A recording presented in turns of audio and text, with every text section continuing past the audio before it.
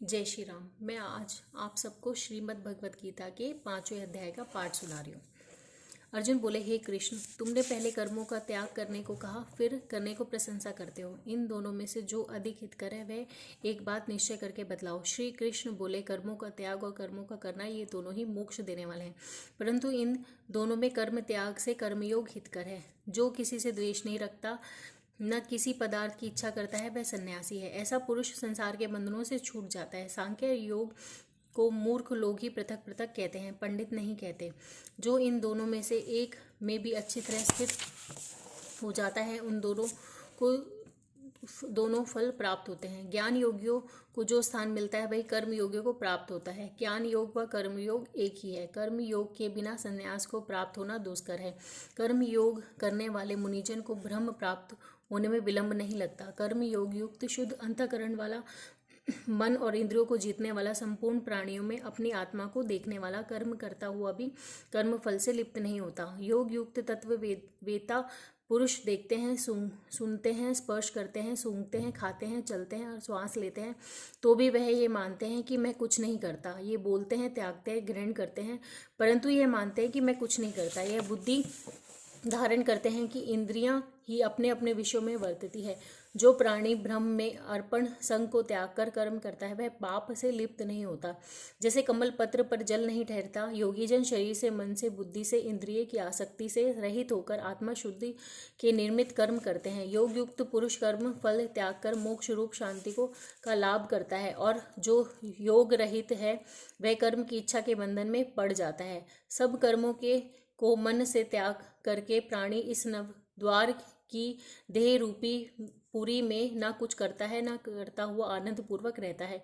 परमेश्वर किसी के कर्म में प्रवृत्त नहीं करता, कर्म और कर्म फल को उत्पन्न नहीं करता। ये सब प्रकृति द्वारा होते रहते हैं। परमेश्वर किसी के पुण्य और पाप को नहीं लेता, ज्ञान और ज्ञान से आच्छादित है, उसी से जीव मोह को प्राप्त हो जाते हैं। परंतु आत्मज्ञान के द्वारा जिसका ज्ञान नष्ट हो गया है, उनका वह आत्मज्ञान परमेश्वर के रूप को ऐसा भासित करता है जिस प्रकार सूर्य संपूर्ण संसार को प्रकाशित कर देता है।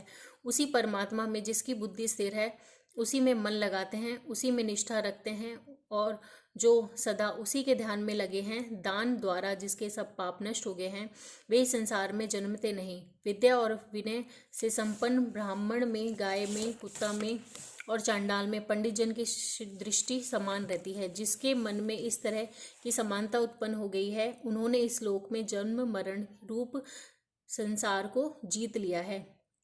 क्योंकि ब्रह्म निर्दोष और सर्वत्र समान है, इसलिए वे ब्रह्म को प्राप्त हो जाते हैं। जो प्रिय पदार्थ को पाकर प्रसन्न और अप्रिय को पाकर खिन्न नहीं होते, ऐसे स्थिर बुद्धि वाले मोह रहित ब्रह्मवेता को ब्रह्म स्थिर जानो। बाहरी पदार्थों में जो चित्त को आसक्त नहीं होने देता, वही आत्म सुख का अनुभव करता है। ब्रह्म में अंतःकरण को मिला अक्षय सुख मोक्ष प्राप्त कराता है। वे इंद्रियों के स्पर्श से जो भोग देते हैं वे वस्तुतः दुखदायी होते हैं। उनका आदि भी है और अंत भी। हे कौतन्य, ज्ञानी लोग ऐसे भोगों में रत नहीं होते। शरीर छूटने से पहले जो मनुष्य काम और क्रोध के वेग को सहन करने में समर्थ होता है, वही योगी तथा सच्चा सुखी है। जो योगी आत्म सुख से सुखी, अंतरात्मा के आनंद से आनंदित और अंतर ज्योति से ही प्रकाशित है, वह ब्रह्मरूप होकर ब्रह्म निर्माण मोक्ष को प्राप्त होता है। पाप जिसके नष्ट हो गए हैं, कुबुद्धि दूर हो गई है, मन को जिन्होंने वश में कर लिया है, जीव मात्र का जो हित चाहते हैं, ऐसे योगी को ब्रह्म निर्माण प्राप्त होता है। काम तथा क्रोध जिनमें नहीं है, मन के वेग को जिसने रोक लिया है, ऐसे आत्मज्ञानी योगियों को ब्रह्म निर्माण सहज ही प्राप्त होता है। भारी पदार्थ के संयोग से अलग रहकर दोनों बोहों के बीच में दृष्टि लगाकर नासिका के भीतर चलने वाले प्राण और अपान वायु को सम करके, इंद्रियां, मन और बुद्धि को वश में करके, इच्छा भय क्रोध को त्याग कर मोक्ष की इच्छा करने वाले योगी जीवन से मुक्त होते हैं। जो मुझको सब यज्ञों और तपों का भोक्ता, संपूर्ण लोकों का स्वामी और सब प्राणियों का मित्र जानते हैं, उन्हीं को शांति प्राप्त होती है। ये गीता के 5वें अध्याय का पाठ समाप्त हुआ। जय श्री राम।